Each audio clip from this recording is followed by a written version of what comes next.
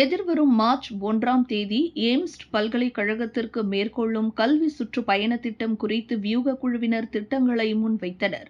இந்த நிகழ்வில் சுமார் 800 முதல் 1000 மாணவர்கள் மற்றும் அவர்களின் பெற்றோர்கள் கலந்து கொள்வார்கள் என எதிர்பார்க்கப்படுகிறது என்று மஇகா தேசிய உதவி தலைவர் தான் ஸ்ரீ எம். ராமசாமி கூறினார். அத்துடன் வரவிருக்கும் கிளைகளின் ஆண்டு பொதுக்கூட்டம் ஒழுங்குமுறையில் கவனம் செலுத்தி தொகுதி தலைவர்களுக்கு ஒத்துழைப்பு மற்றும் ஒருங்கிணைப்பின் முக்கியத்துவம் குறித்து பேராக் மாநில தலைவருமான அவர் வலியுறுத்தினார். அக்கூட்டத்தில் பேசிய பேராக் மாநில மஇகா இளைஞர் தலைவர் தியாகேஷ் தி எய்ம்ஸ் அவர் சாய்ஸ் நிகழ்ச்சி குறித்து விளக்கம் அளித்தார்.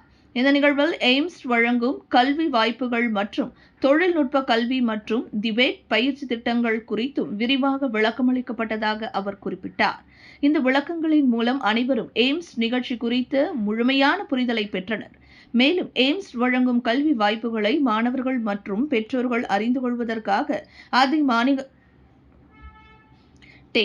மேலும் எய்ம்ஸ் வழங்கும் கல்வி வாய்ப்புகளை மாணவர்கள் மற்றும் பெற்றோர்கள் அறிந்து கொள்வதற்காக அதிக மாணவர்களை இந்த சுற்றுப்பயணத்தில் ஈடுபடுத்துவதன் முக்கியத்துவம் என்றும் வலியுறுத்தப்பட்டதாக அவர் தெரிவித்தார்.